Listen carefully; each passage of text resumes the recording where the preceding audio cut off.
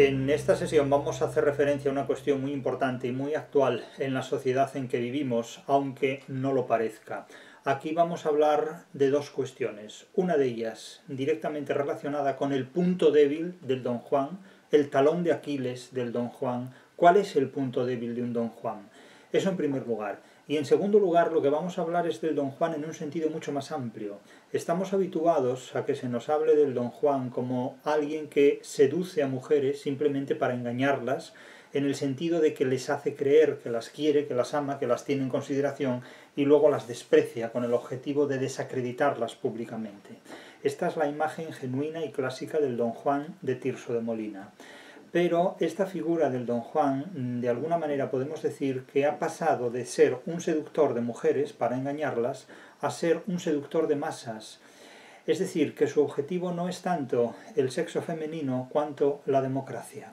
El Don Juan es básicamente una figura que observa que su mercado tradicional, que su objetivo tradicional, que su territorio tradicional, que es el de la mujer ingenua, el de la mujer desvalida, es, en definitiva, su objetivo prioritario. Pero es que actualmente la mujer de hoy, la mujer del siglo XXI, la mujer incluso del siglo XX, no es necesariamente la mujer del siglo XVII. No porque en el siglo XVII la mujer fuera tonta, ni mucho menos, sino porque disponía de un tipo de libertad diferente al que la mujer dispone hoy. Y por otro lado, en el patriarcado, la mujer no disponía de una independencia económica tal como hoy el capitalismo exige a la mujer. De tal manera que lo que con toda franqueza ha destruido el patriarcado y ha hecho mucho más por las libertades de la mujer que cualquier otro sistema es el capitalismo. Es decir, claro, el patriarcado capitalista es una expresión en sí misma oximorónica. El capitalismo, al exigir a la mujer una capacidad de trabajo remunerada, reconoce y legitima la independencia económica de la mujer respecto al hombre, que podrá o no establecer con el hombre una relación de alianza económica bajo la configuración política del matrimonio o no hacerlo, pero que de alguna manera tendrá ya una o varias libertades para disponer de su propia economía. Quiere decirse con esto que la mujer del siglo XX, la mujer del siglo XXI, no está ante el Don Juan clásico, el Don Juan típico, limitada por la serie de convenciones y de obstáculos que disponían las carencias de la libertad de la mujer en una sociedad como la patriarcal o la sociedad patriarcalizada. Las cosas en este punto han cambiado. ¿Esto qué supone? Pues esto supone que el Don Juan, como un macho alfa, o aparentemente alfa, porque en realidad es todo apariencias el Don Juan, deja de tener a la mujer como objetivo de sus libertinajes o de sus burlas para buscar otros objetivos que sean mucho más rentables, sobre todo económica y políticamente, y la democracia es uno de ellos. Los líderes democráticos, básicamente, sean hombres o sean mujeres, adoptan, básicamente hombres, pero adoptan en esencia el prototipo masculino del Don Juan. Tiene que ser un seductor que lo promete todo para después no cumplir en realidad absolutamente nada. Es decir, todos recordamos aquellas frases del puedo prometer y prometo de cierto político que era en muchos aspectos un seductor, tal como algunos han hablado de él, pero en definitiva es un modelo de político relativamente universal. Aquel político respondía a una imagen o a un cariz, pero otros políticos responden a su propia imagen, a su propio cariz, a su propio carisma y naturalmente a su propio público. Pero habituados como estamos a identificar la figura del Don Juan en una especie de burlador o depredador sexual de mujeres, hay que advertir que la figura del Don Juan también se ha renovado, también se ha actualizado, y hoy día el Don Juan es mucho más operativo en el terreno de la política, en el de la política de masas y en el de la democracia, que en el filtreo, que las relaciones exclusivamente de ligoteo, de chicoleo o simplemente sexuales. Naturalmente podemos buscar Don Juanes donde queramos y sin duda los encontraremos en acosadores sexuales, en hombres que aparentemente son muy prepotentes sexualmente hablando y después acaban en los juzgados denunciados por estas o aquellas otras cuestiones, que cada uno sabrá las que son, pero en definitiva la figura del Don Juan, que genuinamente jugaba sus cartas en el terreno de juego de la depredación sexual y de la burla y del acoso a mujeres que no disponían de la libertad que él sí disponía, o de las libertades que él se tomaba en contra de las disponibles incluso. Hoy día esto ha cambiado ya, y el terreno de juego del Don Juan es básicamente la democracia. De hecho, la mayor parte de los líderes políticos, de los representantes políticos, no diré que sean Don Juanes, diré que tienen las características que ejecutan en el ámbito de la política que los Don Juanes clásicos disponían y tenían y ejecutaban en el ámbito del filtreo y de las relaciones eróticas, sexuales, etcétera, etcétera. Ahora bien, aquí nos vamos a centrar, una vez delimitada la figura del Don Juan, nos vamos a centrar en el punto débil del Don Juan, en el talón de Aquiles del Don Juan. ¿Cuál es ese punto débil? Ese punto débil básicamente es el de sobreestimar sus capacidades. Evidentemente, el que fracasa suele ser siempre un personaje, suele ser una figura que sobreestima sus capacidades en todos los contextos. Como normalmente hace una serie de cosas que resultan impunes, que no tienen obstáculos, que se llevan por delante todo lo que encuentran y que gozan de la alianza, la colaboración, la complicidad de todos cuantos forman parte del sistema del patriarcado, en contra del cual el Don Juan primigenio de Tirso de Molina actuaba, o en contra de las leyes de la democracia, porque tienen controlado todo el aparato político. Es decir, este tipo de Don Juanes, en definitiva, consideran que todo el monte es orégano, hasta que en un momento dado dan en un bajío, es decir, pisan en falso, y sobreestimando sus propias cualidades, su propio poder, pues fracasan.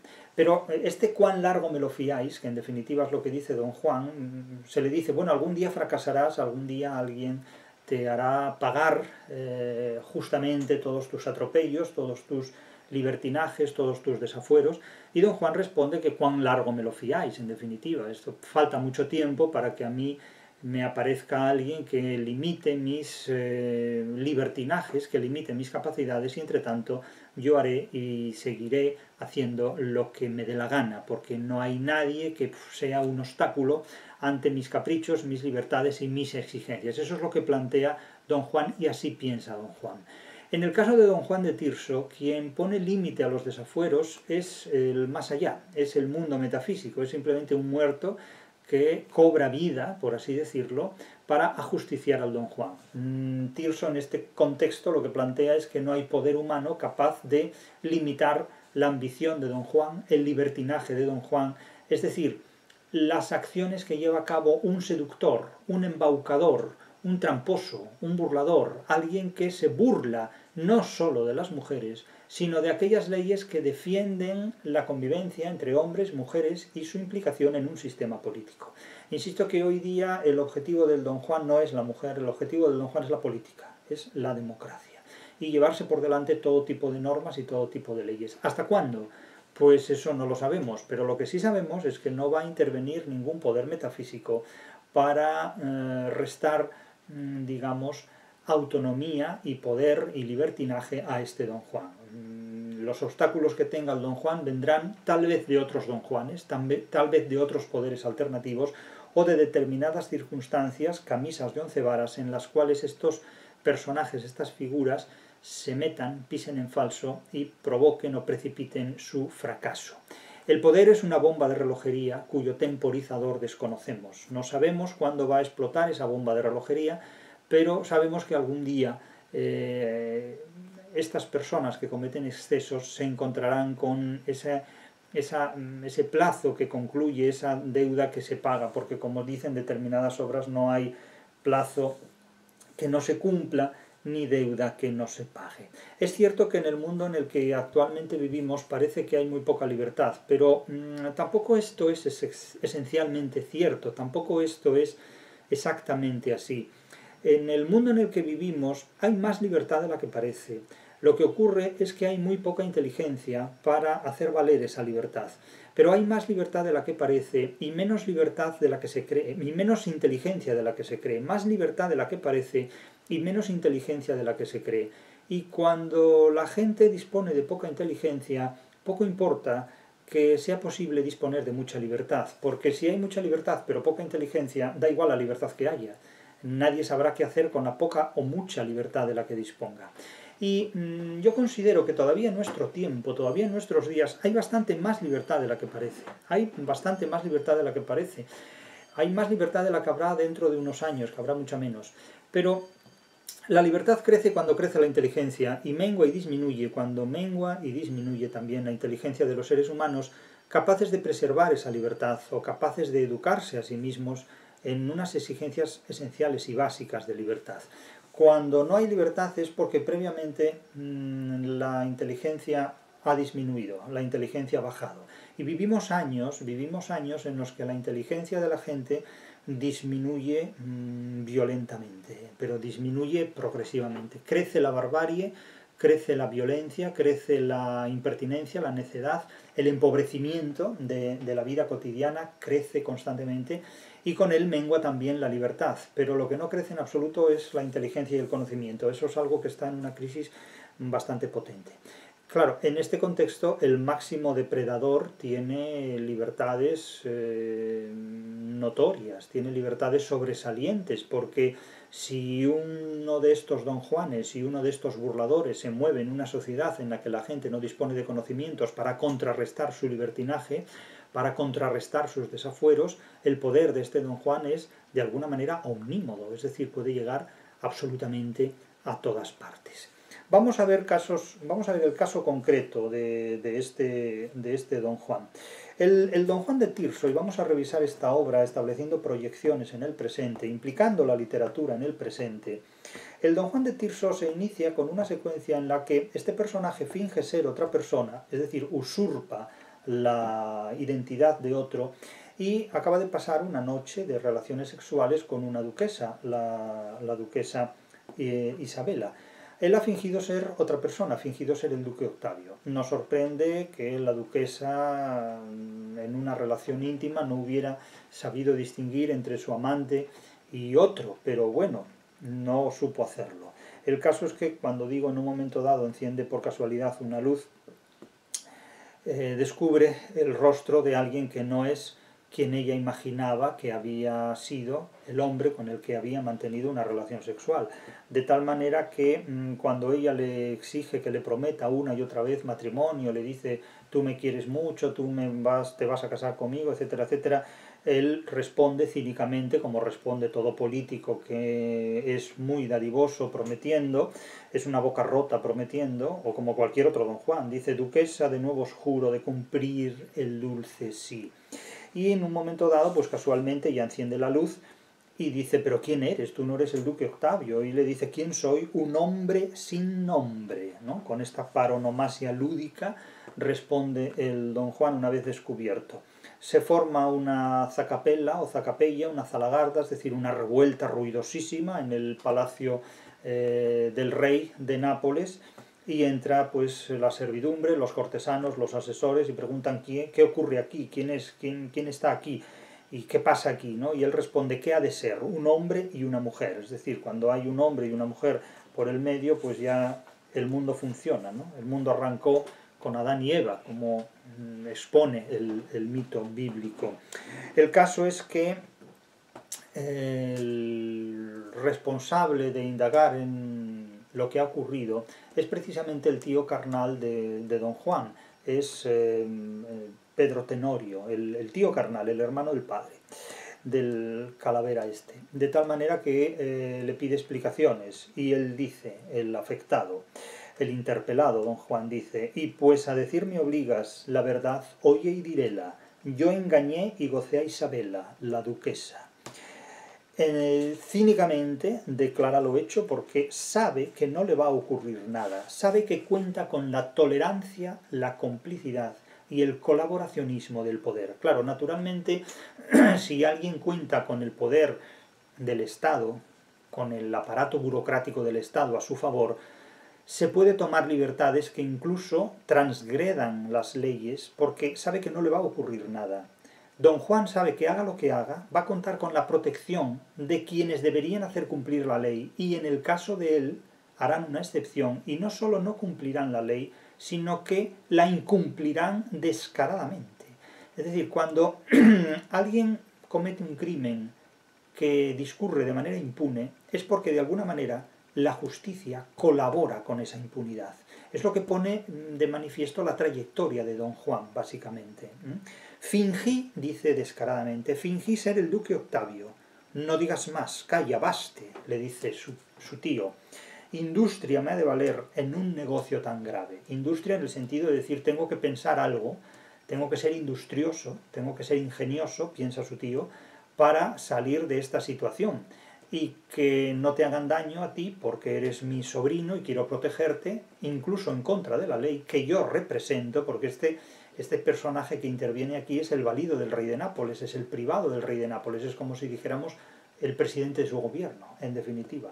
Y está protegiendo con toda impunidad a un delincuente, hasta tal punto de que acusa a otra persona de haber cometido el delito que ha cometido Don Juan mientras éste huye. Le dice, vete a Sicilia o Milán, donde vivas encubierto, es decir, donde nadie sepa que has cometido este delito, esta violación del espacio real, en definitiva, ¿no? Para mí alegre dirás, que tuve culpa, confieso. Es decir, el tipo en una parte lo reconoce, es decir, yo vivo muy alegre. Y el tío le dice, esta mocedad te engaña, esta mocedad te engaña. Claro, la literatura española siempre advierte premonitoriamente que el desengaño es una buena experiencia. El desengaño es la mejor experiencia que el ser humano puede tener en la vida, porque el desengaño sería un sexto sentido, es decir, es lo que permite al ser humano advertir dónde están las trampas. Pero este personaje, el Don Juan, no hace nunca caso del posible desengaño.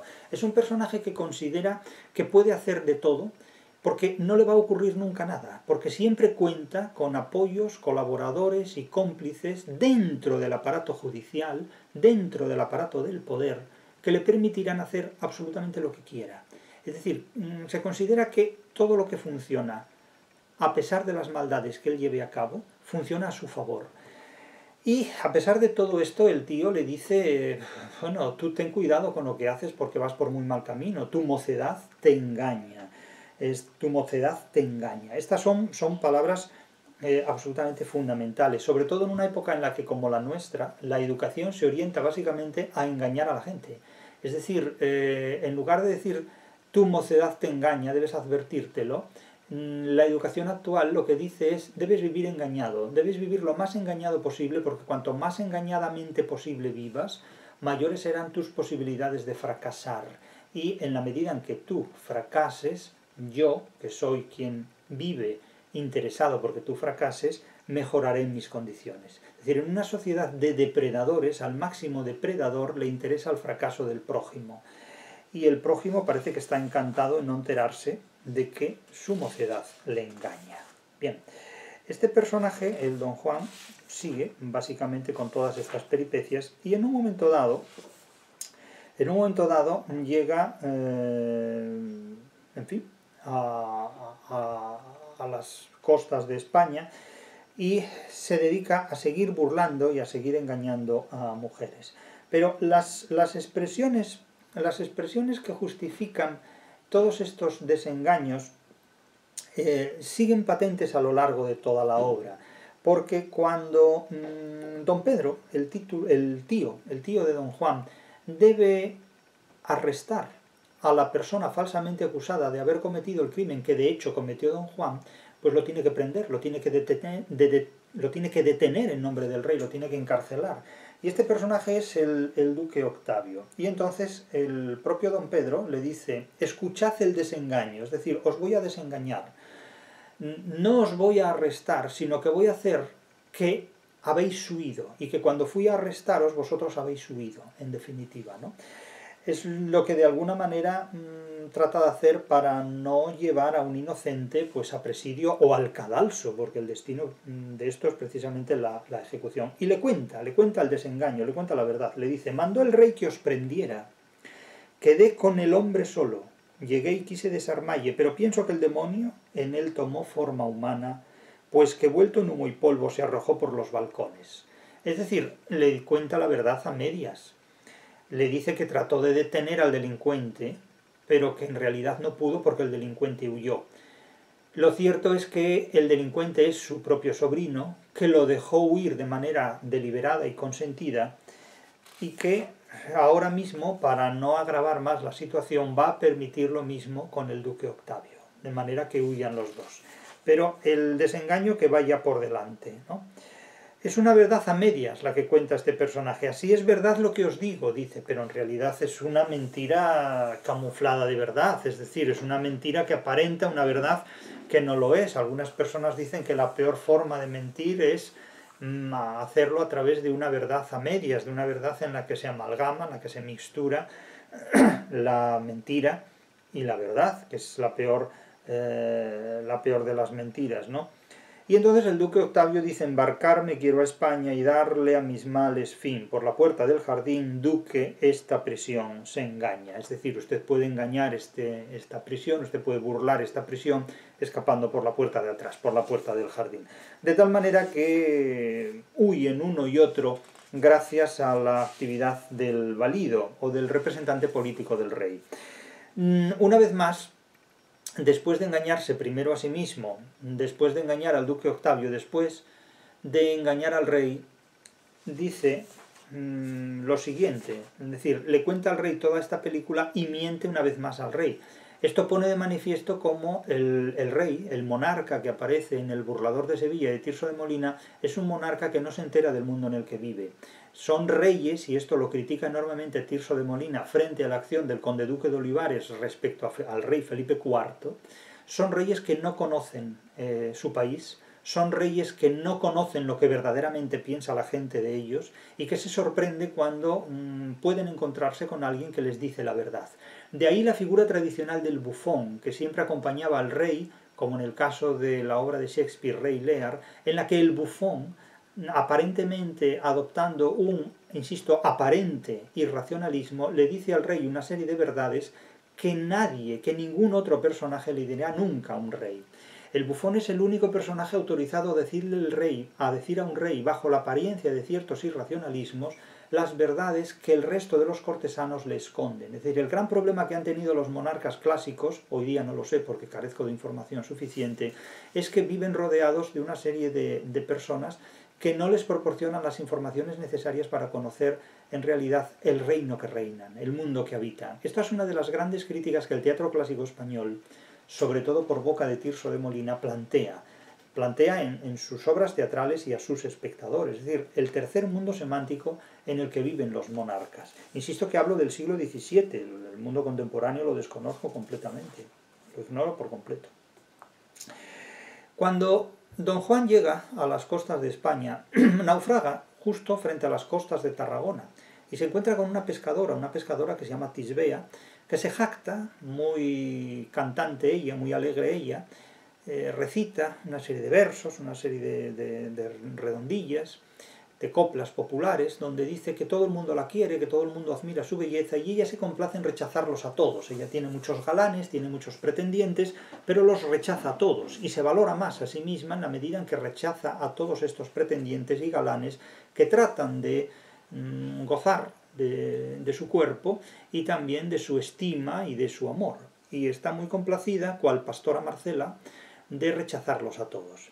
Y entonces llega don Juan, y don Juan, que es como una especie de náufrago, bueno, un náufrago de hecho, porque su embarcación naufraga, llega arriba a las costas de Tarragona, y lo recoge esta pescadora, que le presta su ayuda, su solidaridad, su entrega, lo acoge en su casa, etcétera, etcétera, y él la seduce. Dice, bueno, pues yo ahora voy a mantener relaciones sexuales con ella, le voy a prometer matrimonio para que me entregue su cuerpo y su alma, y al día siguiente por la mañana, si la he visto, no me acuerdo. Y entonces previene a su criado, Catalinón, para que tenga aderezados los caballos y marcharse a la mañana siguiente, al amanecer, una vez que haya estado con esta mujer, para seguir de esta manera coleccionando mujeres, cuyo único objetivo no es tanto gozar sexualmente de ellas o satisfacerse sexualmente con ellas, refocilarse con ellas, sino simplemente dejarlas burladas y solazarse o divertirse o disfrutar sádicamente, en realidad sádicamente, narcisistamente, de su capacidad para engañar al prójimo, para engañar al prójimo. Ya digo que hoy los Don Juanes no se burlan de las mujeres, se burlan del pueblo, y no utilizan el erotismo sino la democracia o el sistema político para prometer lo que luego no van a cumplir, que es lo que hace todo Don Juan, promete lo que luego no cumple, después se ha olvidado completamente de la promesa, de la persona y de las relaciones. Entonces, cuando esta pescadora que se llama Tisbea, que se jacta precisamente de no entregarse a nadie absolutamente, nos sorprende la facilidad con la que se entrega a Don Juan. O sea, se va con el primero que encuentra, por así decirlo, salido del mar. Y constantemente teme y dice, plega a Dios, quiera Dios, ruego a Dios, que no mintáis. Plega a Dios que no mintáis. Y repite este verso como un epánodo, es decir, como esos versos que se repiten constantemente en una composición, pues como se repite en la Égloga de Garcilaso, salid sin duelo, lágrimas corriendo, ¿no? Que se repite cada poco, o se repite en la elegía o el llanto por Ignacio Sánchez Mejías, eran las 5 de la tarde, a las 5 en punto de la tarde en el poema de Lorca. Pues aquí se reproduce como un epánodo, es ese verso que siempre se reitera, casi como un estribillo, plega a Dios que no mintáis. Es decir, Tisbea termina cada una de sus intervenciones, cada uno de sus parlamentos, con un plega a Dios que no mintáis. Claro, sospecha la mentira, pero es tan intensa la reacción amorosa, erótica ante Don Juan, que acepta mantener relaciones sexuales con él cuando eso compromete definitivamente a ambas personas, y Don Juan, alevosamente y premeditadamente, de ninguna manera no va a aceptar una relación con esta mujer. Tirso aquí castiga sobre todo la imprudencia de mujeres que se entregan sin apenas examinar las circunstancias, sin apenas presentar atenciones a las circunstancias. Es decir, el Don Juan de Tirso, el burlador de Sevilla o convidado de piedra de Tirso de Molina, es un manual que previene tanto a hombres como a mujeres, pero en escenas como esta previene sobre todo a mujeres, de que valoren verdaderamente si procede o no procede mantener relaciones sexuales con un hombre. Es decir, que no es una cuestión que no se pueda cuestionar. Es decir, hay relaciones que resultan cuestionables conforme a una serie de criterios. Es decir, es la teoría de la balanza. O sea, vamos a ver, ¿es aceptable o no aceptable? ¿Es valioso o no es valioso? ¿Tiene sentido o no tiene sentido mantener relaciones sexuales con este tío o no? Es algo que habrá que ver. Claro, en algunos casos puede parecer ridículo someterse a este tipo de valoraciones, pero cada persona debe pensar si le es rentable o no este tipo de relación, por las consecuencias que puede tener. Es decir, qué es lo que se plantea en una relación, cuáles son los objetivos, qué es lo que se gana, qué es lo que se pierde, qué es lo que se arriesga, qué es lo que se ofrece, qué es lo que se recibe. Hay mucha gente, lo vemos actualmente, que parece mantener relaciones sexuales con otras personas y después pues se arrepiente de haberlas mantenido o revela que han sido relaciones conflictivas que les han hecho daño, que les han causado problemas, y entonces las denuncian jurídicamente, mediáticamente, políticamente, con consecuencias diversas. Claro, esto ya es objeto de debates, de enfrentamientos, de disputas por una y otra parte, cada una aduce sus argumentos. Como esto se exhibe públicamente y se publica mediáticamente, pues intervienen cualesquiera personas, dando cada una de ellas su opinión, su valoración, su dictamen, etcétera, etcétera, de tal manera que, bueno, pues el condimento publicitario está servido. Pero al margen de todas estas cuestiones, pues naturalmente las partes se ven afectadas en diversa medida, de diversa manera. El caso es que aquí, en el ejemplo literario que planteamos, y advierto que la literatura no propone soluciones, la literatura plantea situaciones, la literatura plantea problemas que ha de resolver el intérprete, del mismo modo que un enunciado matemático plantea un problema que ha de resolver el intérprete. Es decir, la matemática es un desafío a la inteligencia humana y el intérprete ha de resolver un problema matemático. La literatura es lo mismo, lo que ocurre es que en lugar de ser un problema matemático es un problema literario.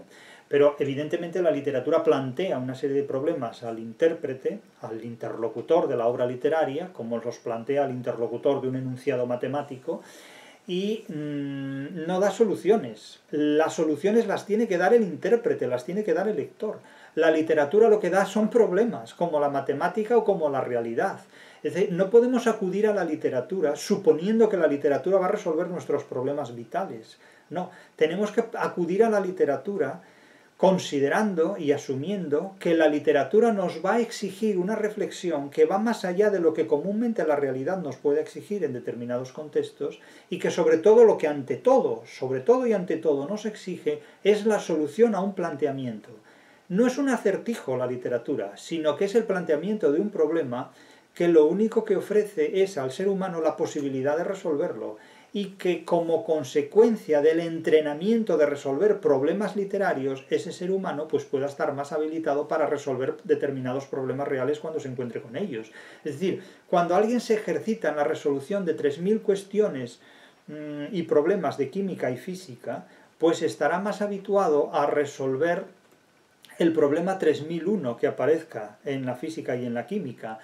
Es decir, que cuanto mayor sea el número de problemas literarios a los que nos enfrentamos, es posible que tomándolos como referencia tengamos mejores condiciones y estemos en mejores condiciones para resolver los problemas reales cuando nos los encontremos en la vida cotidiana. Pero aunque eso es hacer un uso terapéutico o pedagógico de la literatura, no es menos cierto que en eso consiste la vida humana, en definitiva. Pero claro, no es lo mismo tomar como maestros de la vida a los maestros literarios, a los grandes escritores de la literatura, que tomar como maestros de la vida a los patanes que aparecen por cualquier parte o tras cualquier esquina. En definitiva, es que no es lo mismo Cervantes que un gurú, es que no es lo mismo Quevedo que Harry Potter. Claro, evidentemente. Entonces, claro, si esto lo hay que explicar, es un problema. Insisto, la literatura no da soluciones, las soluciones las tienes que dar tú. La literatura te da problemas, la literatura te plantea problemas. Ahora, si no eres capaz de resolver los problemas literarios, ¿qué problemas vitales vas a ser capaz de resolver? Si no eres capaz de resolver un problema matemático, ¿qué tipo de obra constructora, qué tipo de obra de ingeniería vas a hacer en tu vida? Si no sabes matemáticas, es decir, si no sabes literatura, ¿qué vida vas a llevar? Infeliz. Es decir, que claro, las limitaciones que una persona que carece de formación literaria tiene en su vida, no sabe las que son hasta que empieza a ser consciente de lo que el conocimiento literario supone. Es decir, es que la ignorancia del conocimiento literario supone vivir con un lastre vital de tamaño catedralicio completamente. Es decir, el hecho de que la literatura se destierre como forma de conocimiento no es simplemente crear ignorantes literarios, es crear gente muy limitada, discursiva y emocionalmente para abrirse camino en la vida. Es que el conocimiento literario es absolutamente imprescindible para poder sobrevivir. Insisto que hoy día se habla de manuales de autoayuda, de libros de terapia y todo eso, pero si toda la literatura española del siglo de oro es una enciclopedia de libros de lo que hoy podríamos considerar autoayuda, y que van mucho más allá de la autoayuda. Es decir, toda la literatura española del siglo de oro es una enciclopedia para vivir mejor y para mejorar las calidades de vida y el pensamiento humano. Lo que ocurre es que como no se enseña a la gente a leer literatura, todo ese arsenal de conocimientos está dormido como el arpa de Becker abandonado en un desván. En realidad es un conocimiento muerto porque no se dispone de gente capaz de hacerlo legible, porque no dispone de inteligencia. Fíjense lo falso que es el don Juan y cómo advierte a su colaborador inmediato, a su criado Catalinón. Le dice, escúchame, escúchame, le dice a su criado. Ya escucho, le dice el criado. Si te preguntan quién soy, dices que no lo sabes. ¿A mí? ¿Quieres advertirme a mí lo que he de hacer? Como quien dice, como si no te conociera ya. Muerto soy por la hermosa pescadora, es decir, me la quiero tirar. Esta noche de gozalla, es decir, me la quiero tirar, pero al estilo del siglo de oro, esta noche de gozalla. Ven, ¿de qué suerte? Ven y calla. Y le explica lo que tiene que hacer, y le explica, y le dice, y le exige que tenga los caballos bien preparados para darse a la fuga en el momento adecuado. Y la pobre pescadora, pobre ahora, porque se jactaba hace unos versos de ser alguien que estaba por encima del bien y del mal, que despreciaba a todos sus amantes, que tenía amantes a patadas, y los despreciaba a todos. Vale, muy bien. Pues en este momento, ella repite constantemente, como una muñeca mecánica, repite constantemente, plega a Dios que no mintáis. Es decir, se va con él, se va a la cama con él, pero está constantemente insistiendo en plega a Dios que no mintáis. No me mintáis, no me mintáis. Es decir, no te mienta, no. Miente más que habla, miente más que respire, y tú no te enteras. Mientras te jactas de que eres muy mona y muy atractiva y que desprecias a todos los hombres que con mejores intenciones que don Juan te pretendieron, te vas con el peor de todos ellos. Y le dice don Juan a su criado: mientras que los pescadores van de regocijo y fiesta, tú las dos yeguas apresta, que sus pies voladores solo nuestro engaño fío. Que de sus pies voladores solo nuestro engaño fío. Claro que hay un delito de alevosía y premeditación, es decir, que consiste en preparar un crimen asegurando la inmunidad de quien comete ese crimen, que esto es esencialmente la alevosía, sobre todo con una implícita premeditación, es decir, preparar las condiciones del crimen para asegurar la inmunidad del criminal, básicamente. Y dice don Juan, fíjense el objetivo patológico del narcisista que vive disfrutando del engaño que lleva a cabo, sin importarle las consecuencias. Dice este narcisista: si burlar es hábito antiguo mío, ¿qué me preguntas sabiendo mi condición? Ya sé que eres castigo de las mujeres, le dice su criado. Por Tisbea estoy muriendo, que es buena moza. Y le dice el criado: buen pago a su hospedaje deseas, etcétera, etcétera. Y responde don Juan: necio, lo mismo hizo Eneas con la reina de Cartago. No es cierto, pero bueno, no es cierto, es una mala interpretación de la Eneida. Y responde de nuevo el criado: los que fingís y engañáis las mujeres de esta suerte, lo pagaréis con la muerte. Claro, Catalinón es de alguna manera una voz de racionalismo y de conciencia, es decir, los que fingís y engañáis. Fíjense la actualidad de estas palabras hoy y siempre. Si las feministas leyeran esta obra, subrayarían la importancia de estas palabras. Los que fingís y engañáis las mujeres de esta suerte, con un valor acusativo, que omite la preposición a, las mujeres de esta suerte, lo pagaréis con la muerte. Es una admonición, son versos admonitorios, son versos monitorios completamente. Y don Juan cínicamente responde: qué largo me lo fiáis. Es como si le decimos a un político: los que prometen y prometen y prometen y no cumplen las promesas en su campaña electoral, lo pagaréis. Bueno, yo no diría que con la muerte, ¿no? Pero lo pagaréis. ¿O no? Depende de lo que sigan engañando a la gente y de lo que la gente esté dispuesta a engañarse. Pero el político siempre puede responder: ¿qué largo me lo fiáis? ¿Cuán largo me lo fiáis? ¿No? Y dice Catalinón: ya viene la desdichada. Y efectivamente, pero Catalinón siempre colabora con don Juan, porque podría decir: no, yo no te sirvo, te abandono, me niego a continuar contigo, como le ocurre al criado de Bruno en El mayor desengaño del propio Tirso de Molina, que abandona a su amo, en definitiva. Claro, los que fingís y engañáis las mujeres de esa suerte, lo pagaréis con la muerte. Es una ya de las primeras y más contundentes admoniciones. Pero don Juan responde diciendo que le da igual, que le importa un bledo todo eso. Le importa un bledo.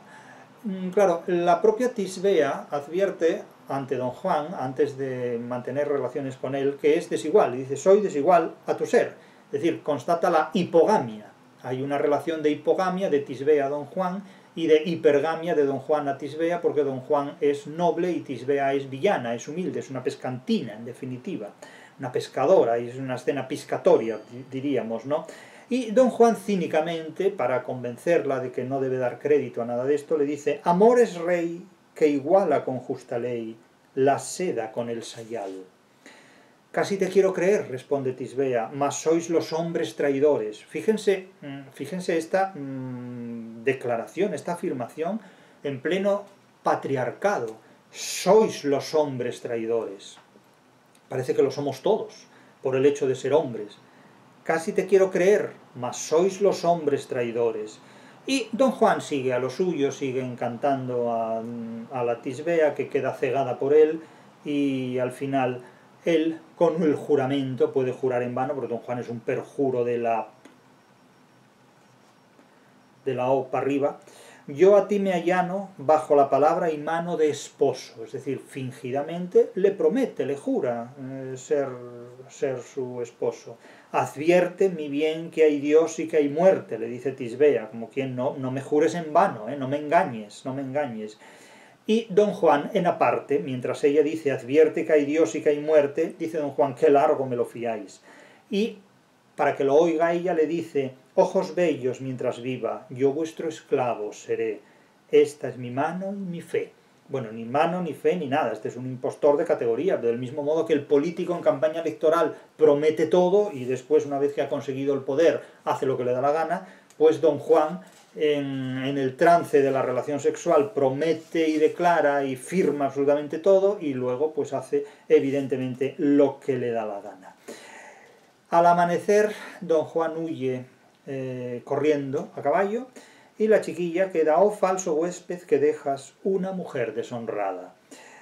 Yo soy la que hacía siempre, de los hombres burla tanta, que siempre las que hacen burla vienen a quedar burladas. Engañóme el caballero debajo de fe y palabra, de marido, y profanó mi honestidad en mi cama. Bueno, y se larga a un parlamento aquí donde dice que va a pedir venganza, que se va a armar la de Dios y que va a ir al rey a pedir justicia. Claro, cuando estas mujeres llegan al rey a pedir justicia, el rey queda completamente perplejo, porque el rey resulta que había nombrado nada más y nada menos que al don Juan lo habría nombrado conde de Lebrija, es decir, le había dado título nobiliario, le había propuesto en matrimonio nada menos que a Ana de Ulloa, la hija de don Gonzalo de Ulloa, al cual don Gonzalo de Ulloa mata al propio don Juan y se burla de Ana de Ulloa incluso antes de saber que va a ser su propia esposa. Es decir, que aquí una vez más los reyes a los cuales se apela buscando justicia no se enteran de nada, es decir, no conocen el mundo en el que viven. Gozóme al fin y yo propia le di a su rigor las alas, en 2 yeguas que crié, con que me burló y se escapa. Es decir, que además le roba 2 yeguas a la pescadora. Es decir, se huye, digamos, en el coche de la afrentada, de la burlada. Es decir, cabe mayor bajeza, Seguilde todo, seguilde, mas no importa que se vaya, que en presencia del rey tengo de pedir venganza. Venganza en este sentido justicia, es decir, ajuste. La venganza como ajuste, es decir, como ajusticiamiento, es decir, equilibrio, ¿no? En definitiva. Y luego la escena termina en una coreografía que lamenta enormemente la situación de descrédito y de deshonra y de burla en la que ha quedado esta chiquilla, esta mujer. Tal fin la soberbia tiene, su locura y confianza paró en esto. Es decir, es la moraleja o acumen, es el epifonema en el que concluye este primer acto, en el que se dice que este ha sido el fin de esta pescadora que en definitiva ha confiado, ha puesto su confianza y su crédito en manos de don Juan. Vamos a terminar aquí esta sesión y dejaremos para el próximo vídeo las jornadas segunda y tercera, porque el papel de don Juan como seductor, como burlador, como traidor y como perjuro no se limita simplemente al siglo XVII. Esta es la primera de las obras en las que la historia del mito de don Juan, que sobresale más allá de la obra El burlador de Sevilla y condenado y convidado de Piedra, el condenado por desconfiados es otro título de Tirso. El burlador de Sevilla y convidado de Piedra es la obra germinalmente que configura al personaje de don Juan como una criatura que evidentemente se caracteriza por traicionar a hombres y a mujeres, por burlar a hombres y a mujeres y por convertir a la mujer en un objeto sexual del que goza no tanto sexualmente, sino despreciándolo sádicamente y dejándola desacreditada, dejándola sin honor. Desacreditar a una persona en el siglo XVII era prácticamente desposeerla de sus derechos civiles, de sus derechos como ciudadano, diríamos hoy. La obra, insisto, pone de manifiesto las capacidades de un ser humano para engañar a los demás. Pero como digo, sobre todo, don Juan no es alguien que se limite simplemente a burlarse de las mujeres. Hoy ese negocio ya lo tiene cerrado don Juan, porque las mujeres disponen de un poder del que carecían en siglos pasados y no van a permitir, ni por razones económicas ni por razones políticas amparadas por diferentes derechos, este tipo de atropellos. Entonces don Juan, el hombre que tiene esas características narcisistas, tiene que buscar dónde atropellar en otros territorios. Y paradójicamente, lo que ha proporcionado libertad a la mujer en unos campos, como es el capitalismo y la democracia, en otros precisamente pone a disposición de estos narcisistas y de estos seductores nada menos que la totalidad de un poder político. Es decir, hoy el objetivo de Don Juan no es la mujer, es la democracia.